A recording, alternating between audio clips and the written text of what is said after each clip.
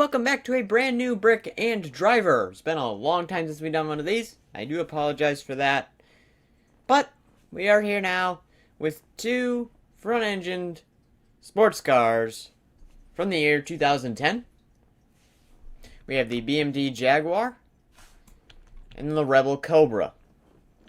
So two big cats going up against each other. Who will reign supreme? I really have no idea.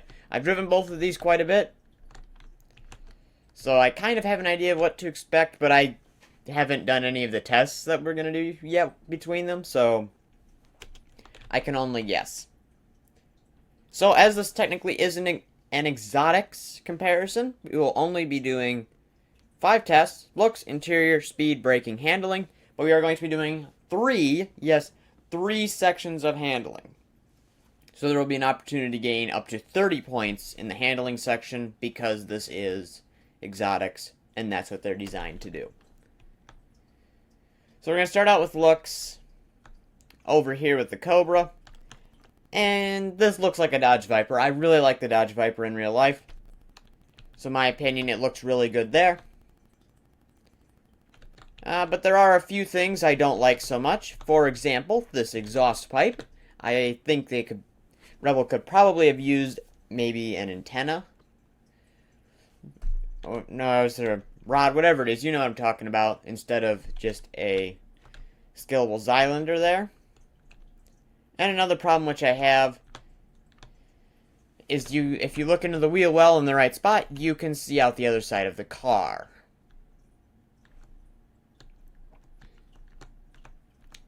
And I get they don't want to put something in there to reduce weight, but you could just put a piece of foam slab in there, and that would fit me nicely, but it's just kind of annoying.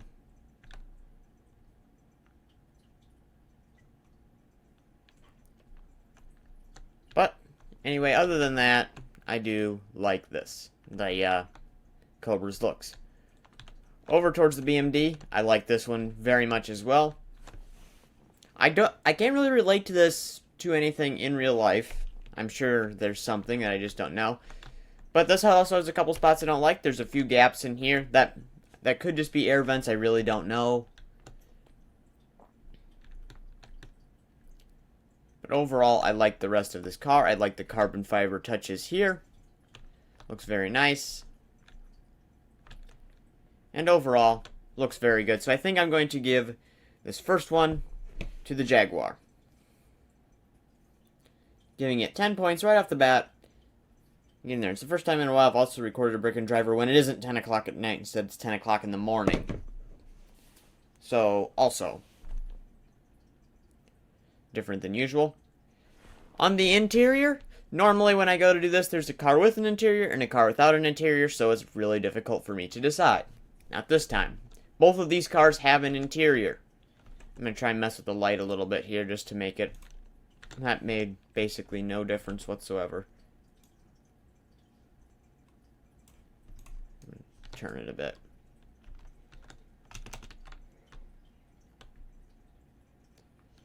So you can get a better view of the interior. So yeah, it has seat backs. I wish there was headrests on them, but I can get why you wouldn't, because you want to be able to see backwards. But I think there's a way you could do that as well.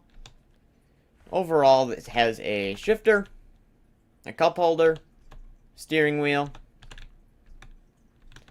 and this is just a slab here. There's no foot compartment, but most people aren't going to notice that. In the Jaguar, it's pretty similar. You have a shifter. Move it out here a bit.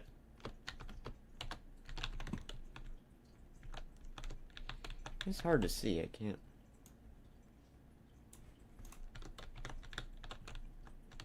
I did move our starting spot because the other one made really crappy thumbnails. But anyway, there is less in here. There's no like knobs with the nameplates. There's no cup holder, and the seats, I'd say they're about equal with the seats. So I think because of the cup holder and the extra knobs, I'm going to give the interior challenge to the Rebel. So we are tied up before we go into our acceleration run, which I think should be interesting.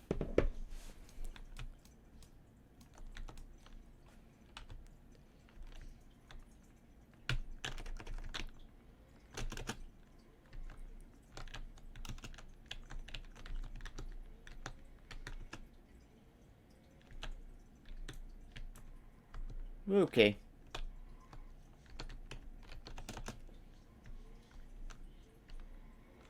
This car is very fun to drift, by the way.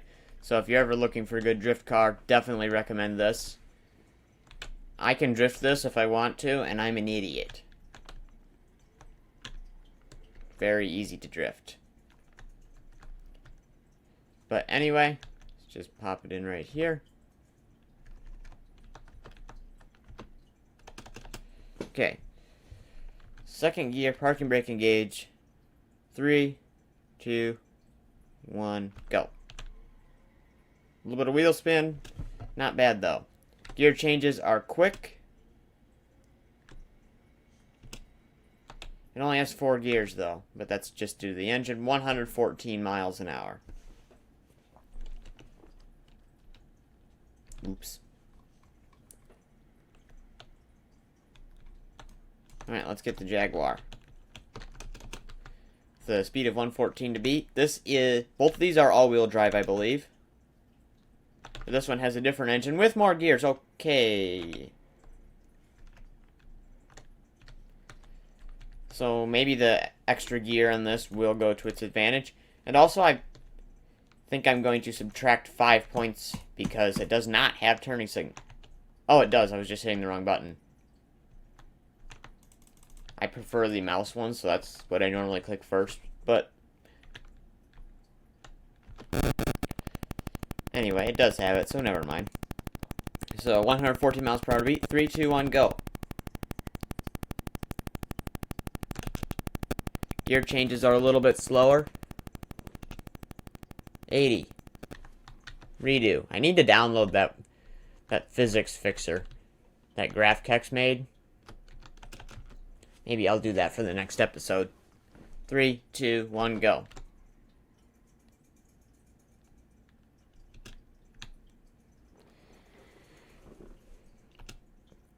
$80. 96. So the brakes don't really work on this.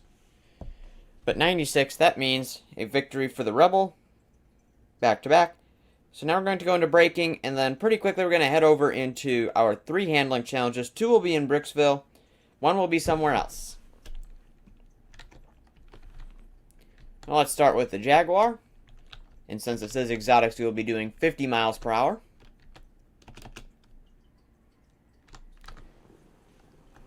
$50, $50, $50, $50, $50.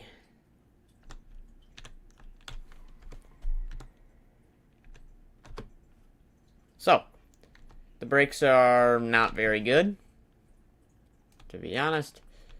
So let's test out the Rebel.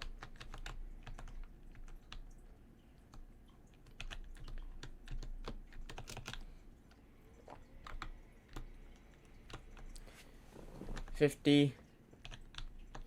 And this has odd brakes. $50. So normally the brakes would be good. Apart from the fact that doesn't actually stop. I have my finger fully put down on the S key right now, and it's still moving forward. That's because instead of using the normal wheel brakes, this uses flaps.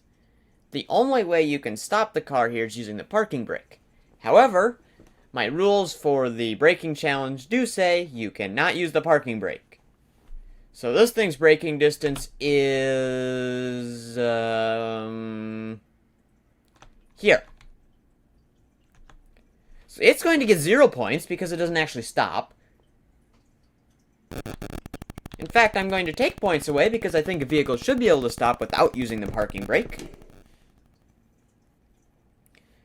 So braking, the Rebel's going to take 5 away, and the BMDs weren't particularly great either, so I'm only going to give it 5 points.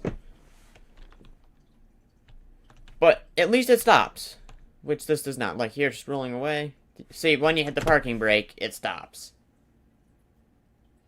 But if you release it, go.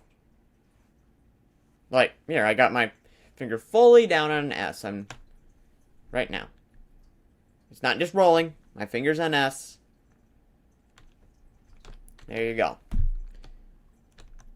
And that doesn't just happen for me either. I've talked to some other people and they say it's happening to them as well. So yeah, our first handling challenge, as usual, is going to be the moose test.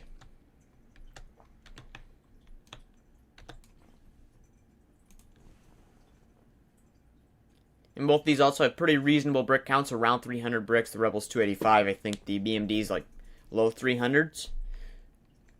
I don't know exactly, but I'm pretty sure. Moose tests. I don't care. God mode. And I don't really know what to expect with this. I know both these cars like to drift. And that's pretty much the exact opposite of what you want to do in this challenge.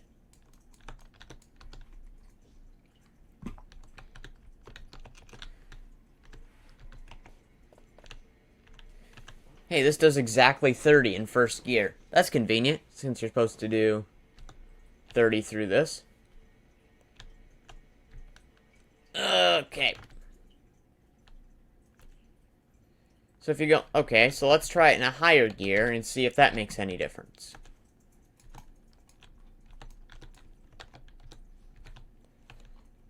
So I'm trying to be thorough. Because it didn't do very good there. 30. That's more like 40. 30. 30. 30. Yeah, it still clips it there. Don't know why that happened.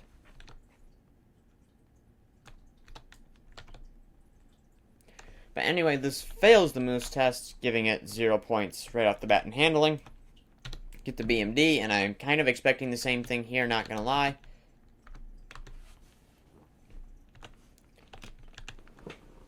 Second gear seems to be a good gear to do this in, so stick it in there. This does pass. So 10 points to the Jaguar already. Under handling. And now we're going to do the hill climb like we usually do. And then we're going to be away from Bricksville on a different map. I will tell you what that is when we get there.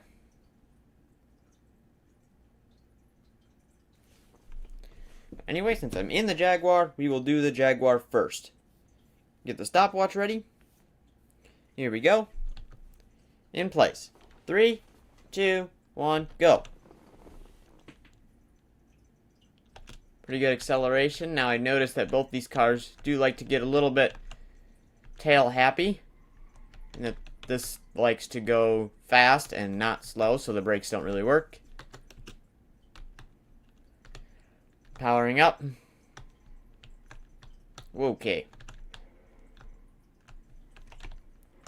Yep, there's tail happy, but I can control it a bit, so we're good out of there. Okay, it did hurt the character, so depending on how much it hurt it, I may have to take points away. Okay, forgot about the brakes a bit there. I think it needs some more flaps over the wheels. Woo, okay. Okay, and powering up. Can we get under a minute? Yes, we can. 57.7 seconds.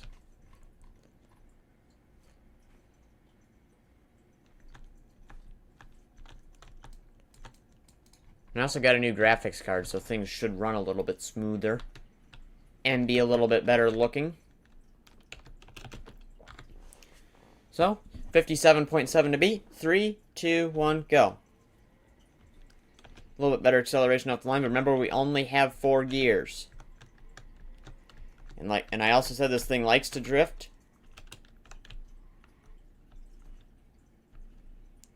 Okay, I think I might redo that, because I think that was the fault of the driver. Reset. 3, 2, 1, go.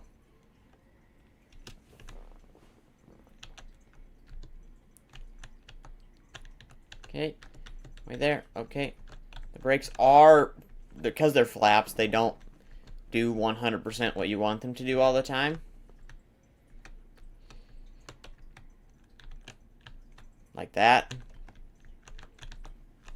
I think it has something to do with it messing around with the other flaps that are on this car, but I don't really know 100%.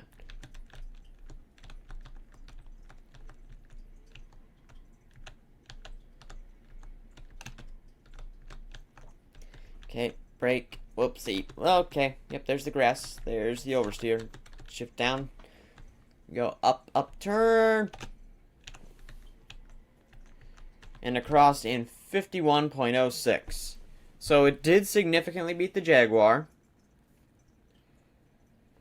giving it 10 points, but the Jaguar's still ahead in the handling because it passed the Moose test. So now, we get to head off to a place. Alright, so welcome to Battery's map. Battery's Valley map, I should say, where there was originally going to be a long, sweeping road course from here to there.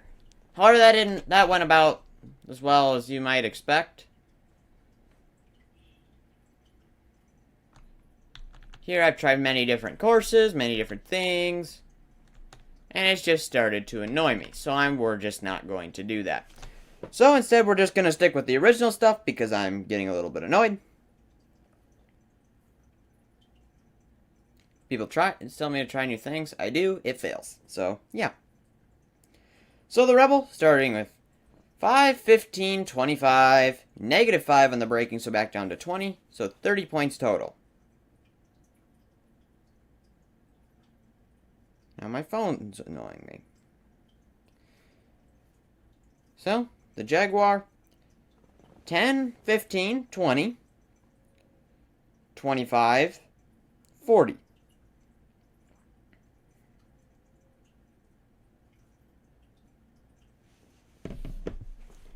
So, yeah. Our winner here is definitely the BMD. Make sure to check out both of these cars on the workshop. I just took a screenshot when I did not mean to. I'll get the Jaguar out, see that one more time. And I also get to check the brake count, because I'm pretty sure it's 310. 327. I don't know where I got 310 from. But here it is. The link to the map will also be down in the description. And I don't think it's the map that's having the issues. I think it's the car. Could also be me, but I don't think it's the map. So anyway, go check out both of these in the description. If you have any questions, suggestions, whatever, leave them down in the comments. And also make sure to go join my Discord, which is also down in the description below. So you can be the first to know when there's going to be a new video coming out. Even before, if you hit the notification bell, because I always post my thumbnails there as sneak peeks. So yeah, thank you very much for watching. Hope you enjoy. See you next time.